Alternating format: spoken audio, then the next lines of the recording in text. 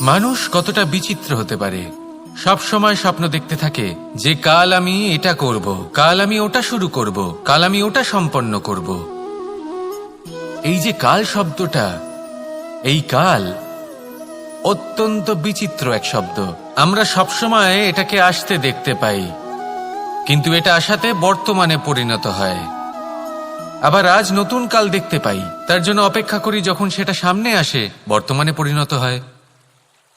এই কাল সবসময় একটা মিথ্যে সান্ত্বনা দেয় যে সে আসছে, কিন্তু সে কখনোই আসে না।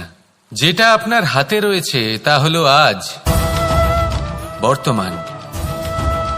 তাই যা করার আছে, যা সম্পন্ন করতে চান, যা শুরু করতে চান, আজ করুন, বর্তমানে করুন। কারণ আজ আপনি যা করবেন সেটাই আপনার ভবিষ্যৎ নির্ধারিত করবে। ভবিষ্যতের বিষয়ে ভাবতে থাকলে ভবিষ্যৎ সুন্দর হবে না। আজ কর্ম করতে হবে। তাই আজ বর্তমানে জীবনযাপন করুন, কর্ম করুন, আর আমার সাথে ভালোবেসে বলুন, রাধা রাধা। আপনার থেকে বড়, আপনার থেকে মহান হলেন সেই গুরু। এটা কি আবশ্যক যে সেই গুরু কোনো ব্যক্তিই হবেন? কখনোই নয়। গুরু হলেন একটা তত্ত্ব, গুরু হলেন একটা শক্তি। গুরু একজন ব্যক্তি হলে শুধুই একজনই হতেন, কিন্তু তা নয়। গুরু হলেন একটা অনুভূতি, গুরু হলেন শ্রদ্ধা। গুরু তিনি যিনি আপনার ব্যক্তিত্বের পরিচালক হন।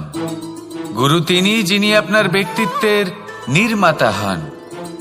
আপনি কখন, কোথায়, কোন স্থানে, কি রূপে গুরু লাভ করবেন আর কি শিক্ষা লাভ করবেন তা নির্ভর করছে আপনার মানসিকতার উপর, যে আপনি সকলকে কিভাবে আপন করে নিতে পারেন। যদি আপনি গুরুকে আপন করতে চান, জ্ঞানকে আপন করতে চান, তাহলে আপনার মধ্যে শ্রদ্ধা জাগ্রত করতে হবে, সামর্থ্য জাগ্রত করতে হবে। আপনি গুরু এবং জ্ঞানকে আপন করে নিতে পারলে তা এমনিই আপনাকে মহান করে তুলবে। তাহলে আসুন আর আমার সাথে ভালোবেসে বলুন, রাধা রাধা। এই সংসারে এমন কিছু মানুষ আছেন যাদেরকে আপনার ভালো লাগে, তারা আপনার প্রিয়। আমরা চাই ওনারা আমাদের কাছে থাকুন, আমরা ওনাদের কাছে থাকি। এবার সেই ক্ষেত্রে আমরা তাদের ভালো ভালো উপহার দেওয়ার চেষ্টা করি, কারণ ওনারা হলেন আমাদের প্রিয়। আর তার বদলে আমরা আশা করে থাকি যে ওনারা আমাদের একটু সম্মান করবেন। এবার এই মানুষজন যারা আমাদের প্রিয়, এদের আমরা একটা উপহার দিই। সোনা দিয়ে থাকি, আভূষণ দিয়ে থাকি, হিরে মুক্তো দিয়ে থাকি। কিন্তু যদি ভেবে দেখি, এই সবকিছুরই একটা মূল্য আছে। ভেবে দেখুন, আপনি কি তাদের এমন কোনো উপহার দিতে পারেন যা কিনা অমূল্য? তা এরকম উপহার কি হতে পারে? ঠিক বলেছেন আপনি, প্রেম। এই প্রেমই হলো অমূল্য, কারণ মন থেকে এর উৎপত্তি হয়। না চেয়ে পাওয়া যায় আর না ছিনিয়ে নেওয়া যায় এই ভালোবাসা। ঠিক এইরকমই হয় এই সম্মান। যদি সম্মান করো তাহলে মন থেকে এবং ভালোবেসে করো, ভয় পেয়ে নয়। মনে রাখবেন, যে মাথা ভয়ের দ্বারা নত হয়, বিরোধিতাও প্রথমে সেই করে থাকে। যে মাথা ভালোবেসে নত হয় তা আপনার জন্য বলিদানও দিতে পারে। এই সংসারের সব থেকে বড় উপহার, সব থেকে বড় বরদান এই প্রেম এবং সম্মান। তাকে সম্মান করুন আর আমার সাথে ভালোবেসে বলুন, রাধা রাধা। পঞ্চম তত্ত্ব, আকাশ, নব, ব্যোম। আসলে কোনো ভ্রম নাকি সত্য? ভ্রম তো হতে পারে না, কারণ ভ্রমের মধ্যে কেউ বাঁচতেই পারে না। আর যদি সত্য হয় তাহলে এতটাই বিশাল যে আমাদের চোখের থেকে, আমাদের ইন্দ্রিয়ের থেকে, আমাদের মস্তিষ্কের থেকে, আমাদের চিন্তা ভাবনার থেকেও অনেক ঊর্ধ্বে, যাকে আমরা বুঝতেই পারি না। এটা যতটাই বিশাল আকার, ঠিক ততটাই সরল। এই আকাশ যতই অন্ধকারাচ্ছন্ন, ততটাই আলোর প্রকাশ প্রদান করে থাকে। দেখতে গেলে এ হলো জীবনের সঞ্চালক, কিন্তু যদি ক্রুদ্ধ হয়ে যায় তাহলে প্রাণ কেড়ে নিতেও দ্বিধা বোধ করে না। এই আকাশ শুধুমাত্র পৃথিবী লোক নয়, বরং এই সমগ্র ব্রহ্মাণ্ডকে, এই সমগ্র সৃষ্টিকে, এর প্রত্যেকটা তারাকে প্রত্যেকটা গ্রহকে একটা বিশেষ স্থান প্রদান করে। এর নিজের কোনোই অস্তিত্ব নেই, কিন্তু সকলকে অস্তিত্ব প্রদান করে। এটাই হলো এই আকাশের মাহাত্ম্য। এই আকাশই হলো মাহাত্ম্যের প্রতিরূপ, যা আমাদের ভাবনা দ্বারা উৎপন্ন হয়। আপনিও আকাশের মতো এই বোধকে আপন করে নিন। আপনার জীবনও আকাশের মতন মহান এবং বিশাল হয়ে উঠবে। আর তখনই মন সুপ্রসন্ন হয়ে বলবে, রাধা রাধা। কখনো কোনো চাতককে দেখেছেন? একটা চাতক বর্ষার জন্য অপেক্ষা করে, সেই বর্ষার জলে নিজের তৃষ্ণা নিবারণ করে, নয়তো সারা বছর তৃষ্ণার্ত থেকে যায়। ও আকাশের দিকে তাকিয়ে থাকে আর অপেক্ষা করে যে কবে বর্ষা হবে আর কবে আমি আমার তৃষ্ণা নিবারণ করব। সেখানে অন্যদিকে একটি কাক বা একটা পায়রা, এরা কি করে? যেখানে জল পায় পান করে নেয়, যেখানে খাবার পায় খেয়ে নেয়, আত্মীয় স্বজন বন্ধু বান্ধব যাকেই পায় তার সাথে সময় কাটায়, খাবার খায় আর চলে যায়। এবার এদের মধ্যে মিল কোথায় আর পার্থক্য কোথায়? দুজনের কাছেই ডানা রয়েছে, দুজনেই উড়তে পারে। এই আকাশ হলো ওদের, খাবারের দানা ওদের। পার্থক্য হলো তাদের অভিলাষার, পার্থক্য হলো তাদের আকাঙ্ক্ষার, পার্থক্য জীবন যাপনের ধরনের। এবার যত বেশি আকাঙ্ক্ষা থাকবে, যত দামি জীবন যাপন করার ইচ্ছে থাকবে, তত বেশি কষ্ট আপনাকে সহ্য করতে হবে। আবার অন্যদিকে জীবন যত সরল হবে, জীবন যাপন যত সরল হবে, সমস্যা ততটাই কম হবে। তাই সবসময় চেষ্টা করবেন আপনার মানসিকতা এবং আপনার জীবন যেন সরল হয়। ভালোবাসতে থাকুন। যদি কেউ আপনাকে ভালোবাসে, তাকেও আপনি ভালোবাসা ফিরিয়ে দিন। তাদের সাথে কথা বলুন, কিছু তাদের কথা শুনুন, কিছু নিজের কথা বলুন। দেখবেন সকল তাপ উত্তাপ দূর হয়ে গেছে। এটাই তো হলো জীবনের সারমর্ম। তাই প্রেমে থাকুন, ভালোবাসুন, আর ভালোবেসে আমার সাথে বলুন, রাধা রাধা। ক্ষমা একটা অত্যন্ত সুন্দর শব্দ, আমার খুব প্রিয় শব্দ। কিন্তু এই ক্ষমা কখন আর কিভাবে প্রয়োগ করতে হবে সেটা বোঝা প্রয়োজনীয়। এক, যদি আপনি কোনো অন্যায় করেন আর ক্ষমা না চান, ক্ষমা প্রার্থনা না করেন, ক্ষমা চাওয়া থেকে এড়িয়ে যান, তাহলে তাতে আপনারই ক্ষতি হবে। কিভাবে? ক্ষমা না চাইলে মনের মধ্যে অহংকার জাগ্রত হয়, আর অহংকার তো প্রকৃত অর্থে আমাদের ক্ষতিই করে। দুই, কেউ যদি অপরাধ করেন, আপনার থেকে ক্ষমা না চান, তাহলে তাকে ক্ষমা করবেন না। ক্ষমা হলো অত্যন্ত অমূল্য, আর না চাইতেই কাউকে ক্ষমা দান করা এটা উচিত নয়। তিন, যদি কেউ আপনার সাথে অনুচিত কিছু করেন, অপরাধ করেন, আর আপনার থেকে ক্ষমা চান, তাহলে তাকে ক্ষমা করে দিন। তাতে আপনার অন্তরের করুণাবোধ জাগ্রত হবে, প্রেম জাগ্রত হবে, আর তা আপনার জন্য শুভ হবে। চার, যদি আপনি নিজে কোনো অপরাধ করেন, তাহলে অবশ্যই ক্ষমা চাইবেন। তাতে আপনারই লাভ হবে। কিভাবে? সামনের ব্যক্তি আপনাকে ক্ষমা করুক বা না করুক, আপনার অন্তরের অহংকার ক্ষীণ হবে, আর এই মন আরো নির্মল হয়ে উঠবে। এই ক্ষমা অত্যন্ত অমূল্য, ভেবেচিন্তে একে ব্যবহার করুন, আর আমার সাথে ভালোবেসে বলুন, রাধা রাধা। একবার একজন গুরু তার শিষ্যদের পরীক্ষা নিচ্ছিলেন। উনি ওনার প্রত্যেক শিষ্যকে একটি করে পাখি দিয়ে বললেন সেই পাখির বলি দিতে হবে, কিন্তু এমন এক স্থানে যেখানে কেউ তাদের দেখতে পাচ্ছে না। প্রত্যেক শিষ্য নিজের যাত্রা শুরু করল। কেউ ঘন বনে প্রবেশ করল, কেউ অন্ধকার গুহায় প্রবেশ করল, কেউ দূরে কোনো পর্বতের শিখরে পৌঁছে গেল। যে মুহূর্তে দেখল তাদের কেউ দেখতে পাচ্ছে না, তারা সেই বলি দিতে চেষ্টা করল। যেই বলি দিতে গেল, সেই পাখি আলোর কিরণে পরিবর্তিত হলো এবং লুপ্ত হয়ে গেল। একজন শিষ্য ছিল যে আবার গুরুর কাছে ফিরে এলো। সে বলল, ক্ষমা করবেন গুরুদেব, কিন্তু আমি এমন কোনো স্থান পেলাম না যেখানে কেউ আমাকে দেখতে পাচ্ছে না। অন্য কেউ না দেখতে পেলেও আমি নিজে দেখতে পাচ্ছিলাম, আমার অন্তর্মন দেখতে পাচ্ছিল। সেই শিষ্য বুঝতে পেরেছিল যে পরমাত্মার দৃষ্টি সবসময় তাকে দেখতে পাচ্ছে, আর ও কখনো অনুচিত কর্ম করতে পারবে না। আর শুধুমাত্র এই কারণে সেই শিষ্যই সেই পরীক্ষায় উত্তীর্ণ হল। আসুন আর আমার সাথে ভালোবেসে বলুন, রাধা রাধা। আমরা সবাই ফল খাই, কিন্তু আমাদের সেই ফলই প্রিয় হয় যে পরিপক্ক হয়ে ওঠে, যেটা নম্র হয়, আর যে ফল অনেক বেশি মিষ্টি আর সুস্বাদু হয়ে থাকে, যাদের রঙে বাহার দেখা যায়। সেইভাবে জীবনে আমরা নানান মানুষের সাথে পরিচিত হই, কিন্তু সেই মানুষই আমাদের মন ছুঁয়ে যায় যারা বিনম্র স্বভাবের, যাদের বাণী খুব মধুর, যাদের অন্তরে আত্মবিশ্বাসের একটা তেজ, একটা রং দেখা যায়। এবার এমন ব্যক্তি আমরা কি করে হব? ঠিক সেইভাবেই যেমন একটা ফল রোদ, বর্ষা, শীত, বায়ু এই সকল সংকটময় পরিস্থিতির সম্মুখীন হয়ে পরিপক্ক হয়ে ওঠে, সেইভাবেই মানুষ সংকটময় পরিস্থিতির সম্মুখীন হয়ে পরিপক্ক হয়ে ওঠেন। যদি এই সংকটের সম্মুখীন হন তাহলে অভিজ্ঞ হবেন, আর এই অভিজ্ঞতাই শিক্ষা দিয়ে যাবে। এই অভিজ্ঞতা আমাদের শিখিয়ে দেয় যে আমাদের বিনম্র থাকতে হবে। অহংকার করে কোনো লাভ নেই। মধুর বাণীর যে কি মূল্য তা আমরা শিখতে পারি।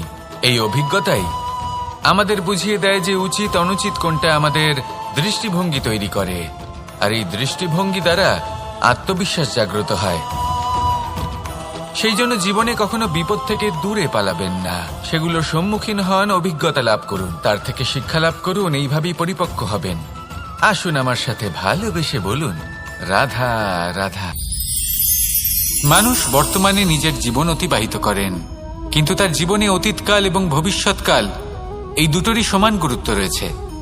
অতীতকাল অতিবাহিত হয়ে গেছে এবং সেটা জীবিত থাকে আমাদের স্মৃতি হিসেবে, এবং ভবিষ্যৎ হলো সেটাই যেটা আমরা শুধুমাত্র কল্পনাই করতে পারি। এবার অতীতের কিছু স্মৃতি এমন থাকে যা আমাদের কাছে আনন্দময় হয় না, তা কটু হয়, দুঃখজনক হয়, যন্ত্রণাদায়ক হয়। আমরা যা কিছুই করি তা বদলে ফেলতে পারবো না, কিন্তু ভবিষ্যৎকাল সেটা আমরা রচনা অবশ্যই করতে পারি, যদি আজ আমরা শ্রেষ্ঠ কর্ম করি। যদি আজকের এই দিনটা আমরা আনন্দের সাথে অতিবাহিত করি, সুখের সাথে অতিবাহিত করি, এক একটা মুহূর্ত আমরা আনন্দ এবং ভালোবাসার সাথে অতিবাহিত করি, আপনার আজকের এই কর্ম আপনার ভবিষ্যৎ নির্ধারণ করবে। আজ আপনি যেভাবে জীবন কাটাবেন তা ভবিষ্যতে গিয়ে অতীতকালে পরিণত হবে, আর তখন আপনি এমন স্মৃতি খুঁজে পাবেন যেখানে আপনি প্রত্যেকটি মুহূর্ত প্রেম এবং আনন্দের সাথে অতিবাহিত করেছেন, এবং সেই স্মৃতি মধুর হবে।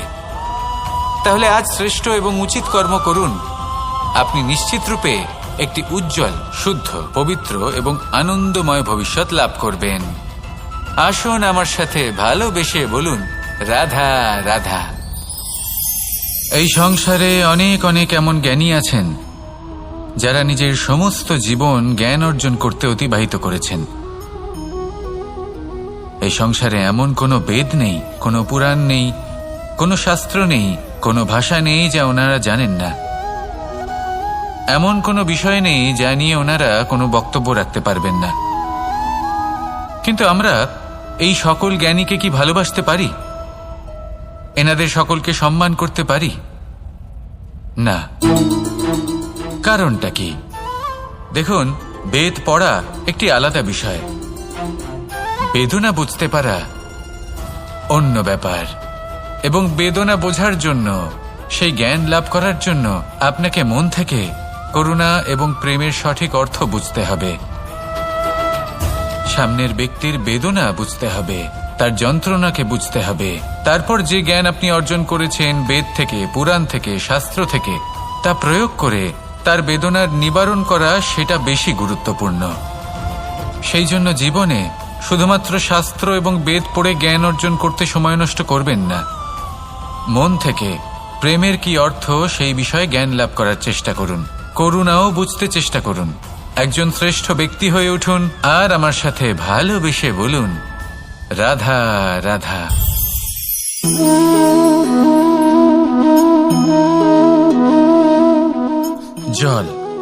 এই সংসারের সমস্ত প্রধান তত্ত্বের মধ্যে একটি।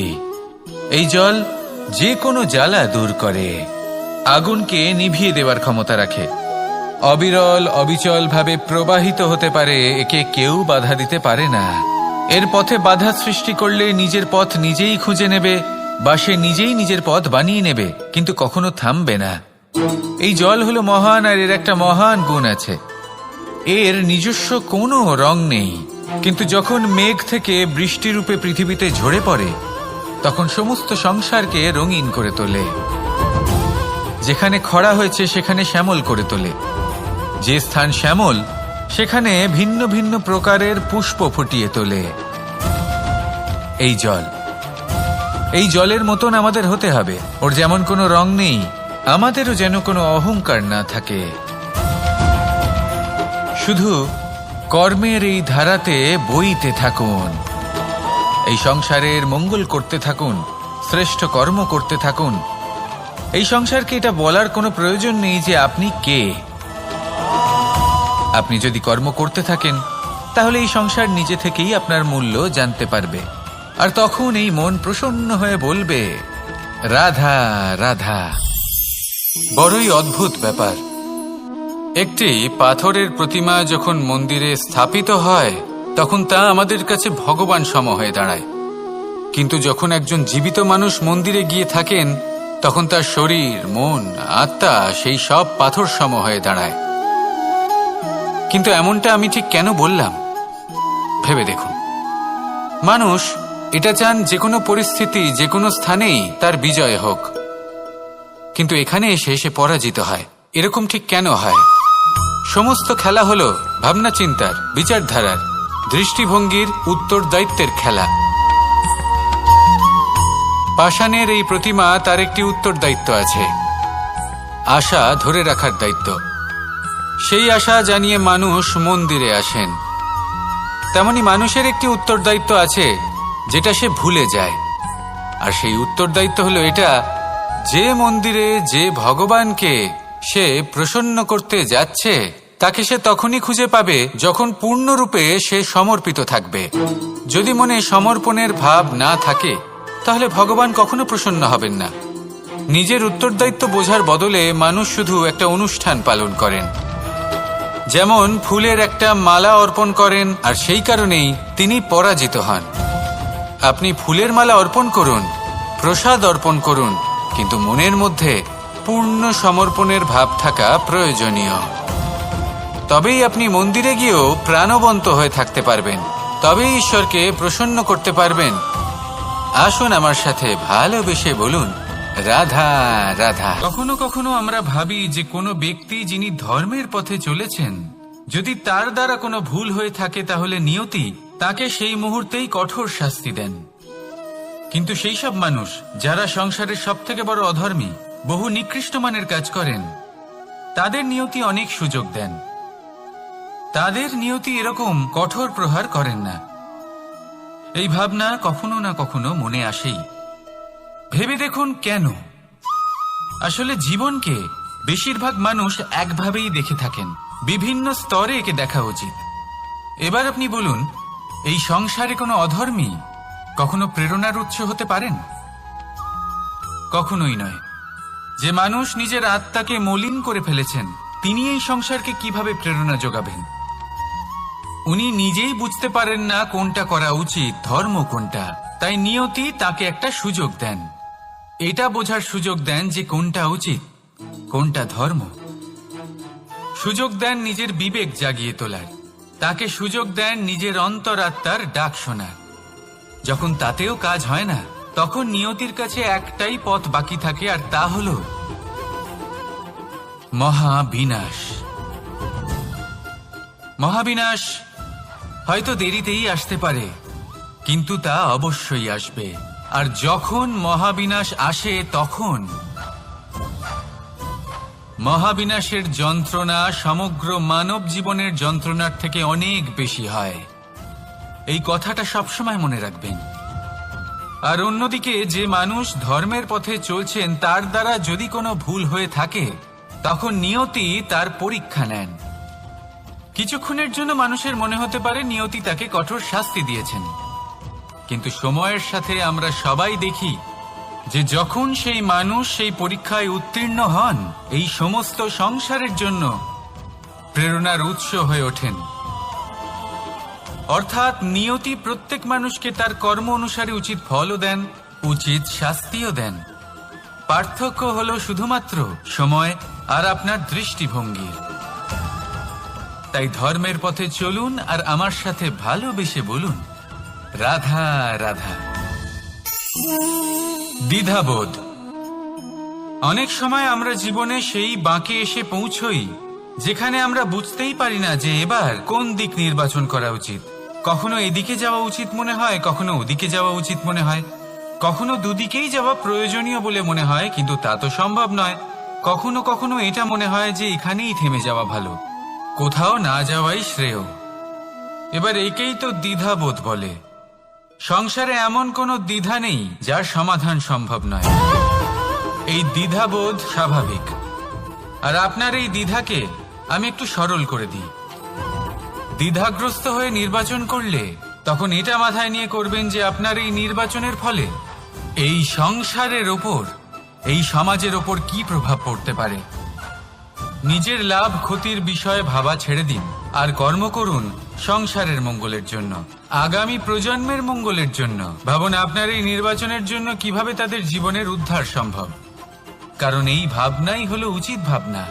কারণ অনেক সময় ওষুধ একটু কড়া মনে হতেই পারে, কিন্তু এই ওষুধই তো রোগ মুক্তি ঘটায়। সেইভাবে আপনাকেও এই দ্বিধার মুহূর্তে কঠিন নির্বাচন করতে হতে পারে। এই কঠিন নির্বাচন জীবনে কঠিন পরিস্থিতিও আনতে পারে, কিন্তু যদি এই নির্বাচন ধর্মসঙ্গত হয়, যদি এর দ্বারা সংসারের মঙ্গল হয়, তাহলে এই নির্বাচনই হলো সঠিক নির্বাচন। আসুন আমার সাথে ভালোবেসে বলুন, রাধা রাধা। মানুষ নানান ধরনের বাসনা পোষণ করেন। তাদের নানান ইচ্ছে থাকে, অভিলাষা থাকে, নানান কামনা করতে থাকেন, স্বপ্ন দেখেন, প্রার্থনা করেন যেন তা সফল হয়, নিজের সম্পন্নতা কামনা করেন, আর শেষে নিরাশ হয়ে যান কারণ এসব কিছুই পান না। আপনাকে একটা ছোট্ট উদাহরণ দিই। জঙ্গলের রাজা কাকে বলা হয়? সিংহকে।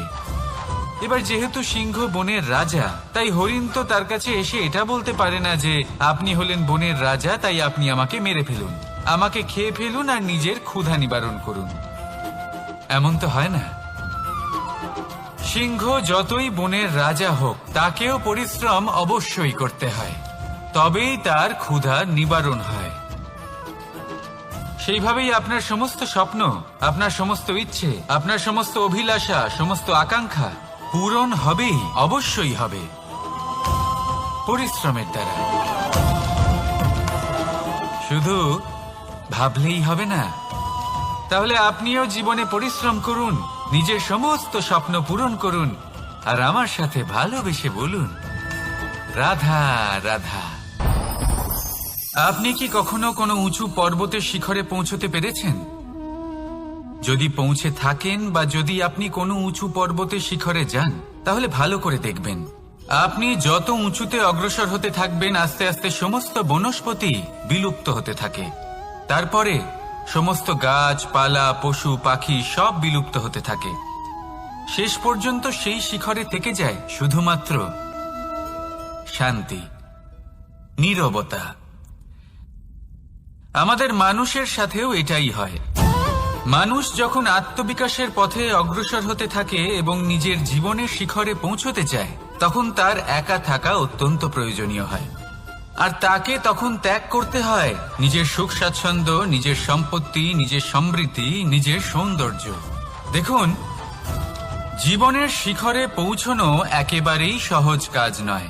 এ হলো অত্যন্ত দুর্গম এক পথ। কিন্তু যদি আপনি সেখানে পৌঁছতে চান, তাহলে আপনাকে ত্যাগের প্রবৃত্তি জাগিয়ে তুলতে হবে। ত্যাগ কি সেটা জানতে হবে, কারণ ত্যাগের ফলেই মনে শান্তি আসে, আর সেই শান্তির ফলে মনে উৎপন্ন হয় প্রেম।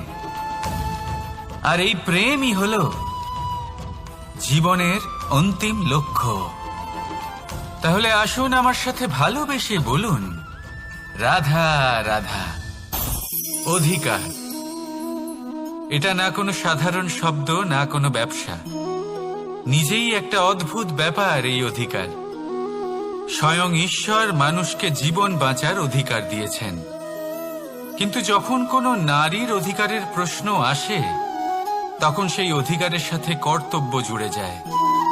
এবার নারীর অনেক অধিকারের মধ্যে একটা অধিকার হলো নিজের স্বামী নির্বাচন করা।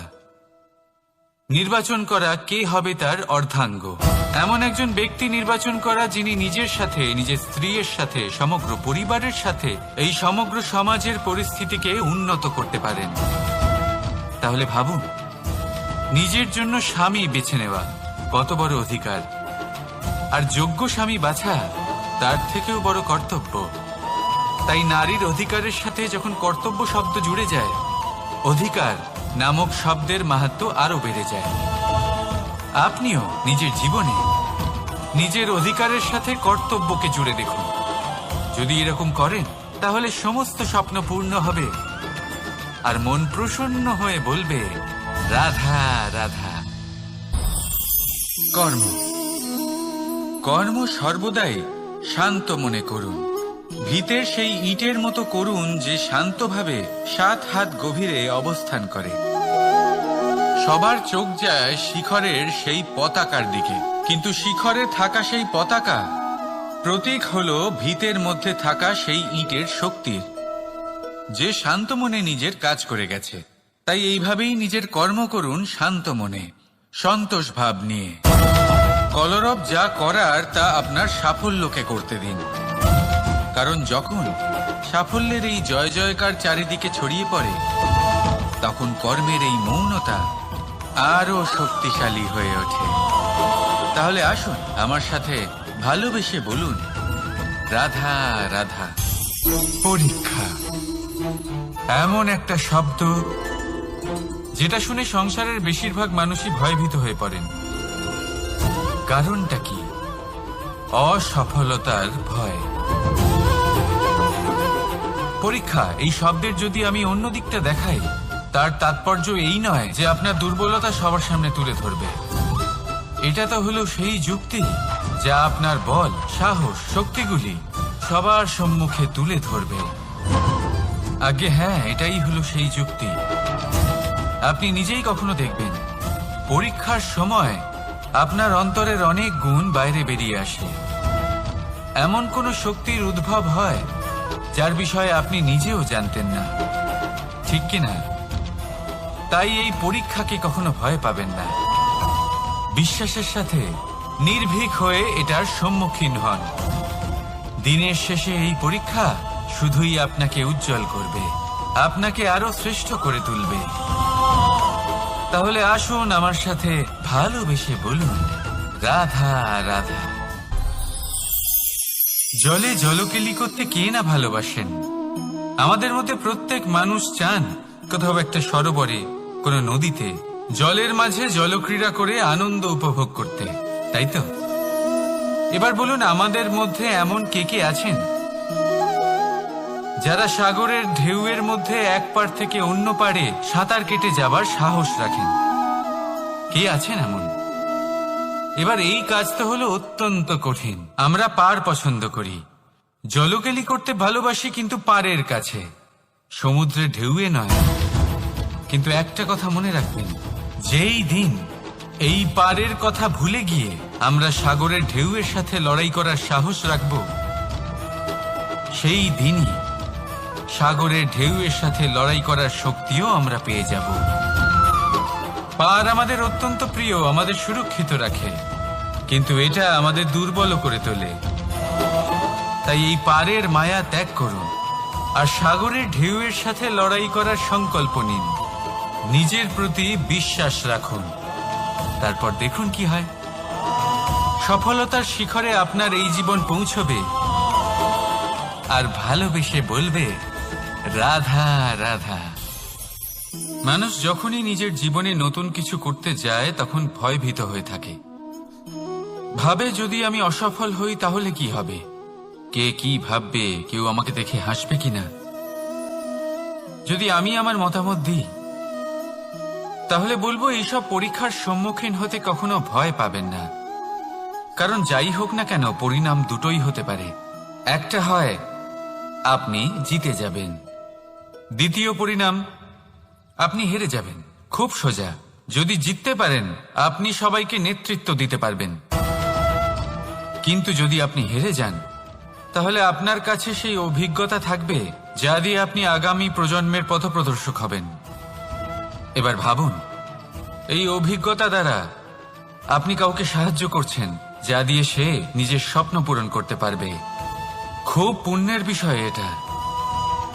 একটা সহজ কথা জেনে রাখুন, জয় হোক বা পরাজয়, দুটো একই দিকে নিয়ে যায়, আর সেটা হলো জয়ের দিকে। শুধু নিজের দৃষ্টিভঙ্গি শুভ করে তুলুন, আর নিজের পরীক্ষাগুলিকে সীমিত করে তুলবেন না। নিজের এই সীমাগুলিকে আহ্বান জানান। নিজের ব্যক্তিত্বকে বিশাল করে তুলুন, শক্তিশালী করে তুলুন। আর আমার সাথে ভালোবেসে বলুন, রাধা রাধা। এই সম্পর্ক হল গুরু এবং শিষ্যের। গুরু হলেন ধনুকের সেই প্রত্যঞ্চার মতো, যিনি নিজেকে পেছনে রেখে শিষ্যকে তার গন্তব্যের দিকে এগিয়ে দেন, তাকে নিজের লক্ষ্য ভেদ করতে দেন, আর সর্বদাই কঠোর হয়ে থাকেন যাতে শিষ্য কখনোই নিজের লক্ষ্যচ্যুত না হয়। ধন্য হলেন এমন গুরু, যারা শিষ্যকে নিজের গন্তব্যে পৌঁছেও দেন এবং তার সব কৃতিত্ব তাকেই দেন, নিজের শিষ্যকে, নিজের বাণকে। তাহলে আপনারা চিরকাল এরকম গুরুকে মনে রাখবেন, সর্বদা তাদের সম্মান করবেন, সর্বদা তাদের ভালোবাসবেন। কখনো জীবনে পিছিয়ে পড়বেন না আপনি। আসুন আমার সাথে ভালোবেসে বলুন, রাধা রাধা। আপনি কখনো আতর মেখেছেন? একটা শ্রেষ্ঠ আতরের গুণ হলো ওকে মাখার পরে অনেক দিন পর্যন্ত তার সুবাস থেকে যায়। তারপরে আপনি বস্ত্র বদল করুন বা রেখে দিন, তার সুবাস থেকেই যায়। এবার ধরে নিন এই আতর হলো আপনার কর্ম, আর আপনার শরীর, আপনার বস্ত্র হলো আপনার জিহ্বা। যত শ্রেষ্ঠ আপনার কর্ম হবে, তত বেশি এই সংসার আপনাকে জানবে। আপনার কর্ম যদি সর্বশ্রেষ্ঠ হয়, তাহলে সারা জীবন মনে রাখবে, আর জীবনের পরেও আপনাকে ভুলবে না। এই কর্ম ধর্ম ভেবে পালন করবেন, কারণ এই চিন্তা ভাবনাই সত্য হয়ে সামনে আসে। সেই জন্য ভাবনাকে পুষ্ট করুন, যুক্তিবোধ শ্রেষ্ঠ করে তুলুন। সবকিছু নিজে থেকেই হয়ে যাবে, পথ আপনা থেকেই সামনে চলে আসবে, কর্ম নিজে থেকেই হতে থাকবে। শুধু কর্ম ধর্ম মনে করে পালন করতে থাকুন, আর আমার সাথে ভালোবেসে বলুন, রাধা রাধা। এই জীবন, এই জীবন দেখতে গেলে কিন্তু খুবই কঠিন। এই জীবন কি করি হে নারায়ণ, এটাকে একটু সহজ কি করে করে তোলা যায়? এই প্রশ্নই তো আসছে মনে। এর উত্তর স্বয়ং সেই মানুষের মধ্যেই লুকিয়ে, তার সিদ্ধান্তে, তার নির্বাচনের মধ্যে লুকিয়ে। এবার জীবনের যে কঠিন সময়গুলো থাকে, সেগুলো সেই প্রসঙ্গের মতোই হয়। যেমন ধরুন, আপনি হাঁটছেন হাঁটছেন আর হঠাৎ করে পায়ে কাঁটা ফুটে গেল। এবার আপনি কি করবেন? এমনও ব্যক্তি আছেন যারা সেই কষ্টের কারণে, সেই কষ্ট পাওয়ার ভয় পিছিয়ে আসেন। এমনও কিছু ব্যক্তি থাকেন যারা সেই আঘাতে নিরাময় করার জন্য সময় নষ্ট করবেন, কতটা জানি না। এমনও কিছু ব্যক্তি থাকতে পারেন যিনি হয়তো সেই কাঁটাকে তুলে নিয়ে তার ব্যবহার গজালের মতো করবেন, তাকে দেওয়ালে পুঁতে একটা সুন্দর ছবি লাগাবেন, যাতে সেই দেওয়াল আরো সুন্দর দেখতে মনে হয়। এটাই জীবনের সাথেও হতে পারে। এবার দেখুন, জীবন হলো কঠিন নাকি অত্যন্ত কঠিন, সেটা গুরুত্বপূর্ণ নয়। সেটাকে সরল করার জন্য আপনি কি করছেন সেটা গুরুত্বপূর্ণ। জেনে রাখুন, আমরা সবাই মরণশীল, আমাদের সবার মৃত্যু হবে, প্রত্যেককেই এক না একদিন অবশ্যই মরতে হবে। এবার যখন সেটা হতেই চলেছে, তাহলে ভয় কেন পাবো? চিন্তা কেন করব? দুশ্চিন্তা করলে কি এর সমাধান হয়ে যাবে? কখনোই নয়। যা প্রারব্ধ তা হবেই। তাই জীবন এই কিছুক্ষণ আপনাকে বাঁচার জন্য দিয়েছে, তা বাঁচতে শুরু করে দিন। জীবনে যা পরিস্থিতি আসুক, তা ধন্যাত্মক দৃষ্টিভঙ্গি দিয়ে দেখা শুরু করুন। এটা যদি আপনি শিখে নিতে পারেন, তাহলে আপনার এই জীবন সুখ ও প্রসন্নতা দ্বারা ভরে উঠবে। আর এই প্রসন্নতাই আপনি বলবেন, রাধা রাধা। বৃষ্টির জল যখন মেঘের দ্বারা টিপ টিপ করে ঝরে পড়ে, তখন কি ভালো লাগে, তাই না? শুধু যে এই আবহাওয়া ভালো করে তুলে তাই নয়, এই মাটিতে সমাহিত হয়ে একটা অত্যন্ত সুন্দর গন্ধ উৎপন্ন করে। এই লতা পাতা, এই বৃক্ষ এদের জীবন দান করে, এদের পুষ্ট করে তোলে, আর তার সাথে অনেক জীবের কল্যাণ করে। কিন্তু ভাবুন, যখন বজ্রপাত হয় তখন কি হয়?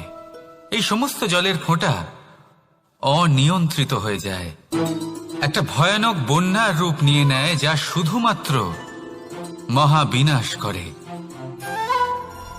এর সারমর্ম কি? এর সারমর্ম হলো কর্ম করুন, কিন্তু তার নিয়ন্ত্রণ রেখে। যদি আপনি নিয়ন্ত্রণে না থাকেন, তাহলে আপনিও জীবনরূপী এই বর্ষার পরিবর্তে ভয়ানক বন্যার রূপ ধারণ করবেন।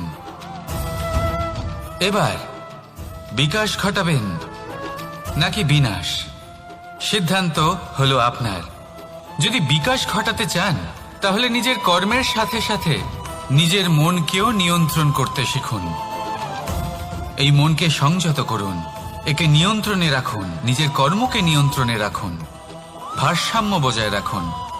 আর আমার সাথে ভালোবেসে বলুন, রাধা রাধা। কখনো ঘোড়া আর তার ঘোড়সওয়ারিকে দেখেছেন? ঘোড়ার ডান এবং বাম দিকে যেন একটা পর্দা লাগানো থাকে। তার কারণ কি? যাতে ঘোড়া অন্য কোনো দিকে দেখতে না পায়, শুধুমাত্র সামনে দেখে আর সেই দিকেই এগোতে থাকে। বলতে গেলে এটা খুব সাধারণ ব্যাপার, কিন্তু এর পেছনে খুব বড় এক বিজ্ঞান লুকিয়ে রয়েছে। আপনি যদি জীবনে নিজের লক্ষ্যে পৌঁছতে চান, তাহলে আপনাকে এদিক ওদিক তাকানো বন্ধ করতে হবে, শুধু সামনে নিজের লক্ষ্যের দিকে তাকিয়ে থাকতে হবে। তখনই জীবনে সাফল্য লাভ করবেন। ঘোড়া তো শুধুমাত্র এক পশু, তার উপরে লাগাম পরাতে হয়, চোখের ডান এবং বাম দিকে পর্দা পরিয়ে দেওয়া হয়। আপনি হলেন মানুষ, আপনাকে লাগাম কে পরাবে? কেউ না। এটা আপনাকে নিজেকেই করতে হবে। মনের গভীরে প্রবেশ করুন আর আবেগগুলিকে লাগাম পরান, তাদের নিয়ন্ত্রণ করতে শিখুন। আর নিজের দৃষ্টি সামনে, শুধু নিজের লক্ষ্যের দিকে। মনে রাখবেন, যদি আপনার দৃষ্টি শুধুমাত্র নিজের লক্ষ্যে থাকে, তাহলে লক্ষ্যভেদ অবশ্যই করবেন। যদি একাগ্রতা এদিক ওদিক চলে যায়, তাহলে লক্ষ্য হারিয়ে যাবে। রাধা রাধা। যথা রাজা তথা প্রজা, যথা বীজ তথা বৃক্ষ, যথা ভূমি তথা অঙ্কুর। কি সুন্দর শব্দ এগুলি! আর যতটাই সুন্দর, ততটাই গভীর হলো তার অর্থ। যেমন রাজা হবেন, প্রজা তেমনই হবেন। যেমন ভূমি হবে, অঙ্কুরও তেমনই হবে। কখনো গভীরে গিয়ে এই কথার অর্থ বোঝার চেষ্টা করেছেন আপনি? রাজা এই শব্দের মূল হলো রজ। রজ কথার অর্থ হলো মাটি। অর্থাৎ রাজা হলেন তিনি যিনি মাটির সাথে যুক্ত। রাজা হলেন তিনি যিনি প্রজাদের সম্মান করবেন, তাদের যত্ন নেবেন, তাদের চোখে জল দেখলেই চিন্তিত হয়ে উঠবেন, তাদের অশ্রু মোছার জন্য সমস্ত সম্ভাব্য চেষ্টা করবেন, তাদের সুখী রাখার জন্য সমস্ত চেষ্টা করবেন। রাজা এরকম হয়। এবার এই সমস্ত গুণ যদি একজন রাজার মধ্যে না থাকে, তাহলে প্রজার মধ্যে অসন্তোষ দেখা যায়। আর এই অসন্তোষ বিদ্রোহের রূপ নেয়। আর এই বিদ্রোহ যে কোনো রূপেই হলো বিনাশকারী। তাহলে রাজার উচিত প্রজাদের রক্ষা করা, এবং প্রজাদেরও উচিত রাজার প্রতি বিশ্বাস রাখা, তার অনুকরণ করা। এই দুজন যখন এক হবেন, তখনই শাসন স্থির হবে, তখনই এই দেশ নিয়ন্ত্রণে থাকবে। যদি দুজনের মধ্যে কোনো একজন নিয়ন্ত্রণ হারান, তখন মহা বিনাশ অবশ্যই হবে। তাহলে রাজা নিজের কর্ম করবেন আর প্রজা নিজের ধর্ম পালন করবেন। আর আমার সাথে ভালোবেসে বলবেন, রাধা রাধা। এই বৃক্ষ দেখতে পাচ্ছেন, বটবৃক্ষ। এই সংসারের সব থেকে বড় বৃক্ষের মধ্যে অন্যতম। কি না করে এই বৃক্ষ, অনেক বছর ধরে বেঁচে থাকে এই বৃক্ষ। এই বৃক্ষ সর্বদাই বাড়তে থাকে। কত পশু পাখিদের এই বৃক্ষ আশ্রয় প্রদান করে। পথ চলতি পথচারীদের এই বৃক্ষ ছায়া প্রদান করে, আশ্রয় প্রদান করে, বিশ্রাম করার জায়গা দেয়, শীতল ছায়া দেয়।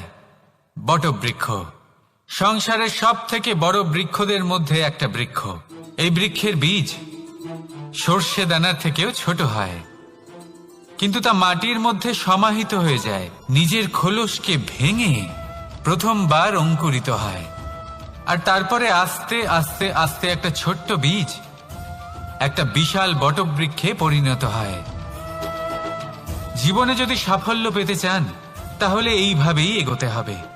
ছোট ছোট পদক্ষেপের দ্বারা এই পথ চলা শুরু করতে হবে। সেই জন্য ছোট কাজ করতে কখনো সংকোচ করবেন না, ছোট কাজ করতে কখনো লজ্জা পাবেন না। যদি এই ছোট ছোট কাজ পূর্ণ নিষ্ঠা দিয়ে, পূর্ণ মনোযোগ দিয়ে, সততার সাথে করতে পারেন, তাহলে এই ছোট কাজের আকার বাড়তে থাকবে। তাই কাজগুলিকে কাজের মতোই দেখতে শুরু করুন। ছোট কাজ বা বড় কাজ এরকম ভাববেন না। তাহলে কর্ম করতে থাকুন। জীবনে আপনার অস্তিত্ব বটবৃক্ষের থেকেও বড় করে তুলুন। তাহলে আসুন আর আমার সাথে ভালোবেসে বলুন, রাধা রাধা। ভগবান আর ভুল, এই দুই একই অক্ষর দিয়ে শুরু হয়। শুধু তাই নয়, এদের দুজনের রাশিও সমান। এবারে আপনারা বলবেন যে ভগবান, ভুল, এদের মধ্যে কিভাবে মিল থাকতে পারে? অনেক বড় মিল আছে। না শুধু এ এক অক্ষর দিয়ে শুরু হয়, বরং এদের বিজয় মন্ত্রটাও এক। ভগবানকে মানুন, তাকে বিশ্বাস করুন, তাকে স্বীকার করুন। এটা করলে মনের দৃষ্টি থেকে ভগবানকে দেখা যায়, আর উনি আপনাকে সমৃদ্ধ করে তোলেন। ভুলের সাথেও এটাই ঘটে। নিজের ভুল স্বয়ং মেনে নিলে, স্বীকার করে নিলে, সব কিছুই স্পষ্টভাবে দেখতে পাবেন।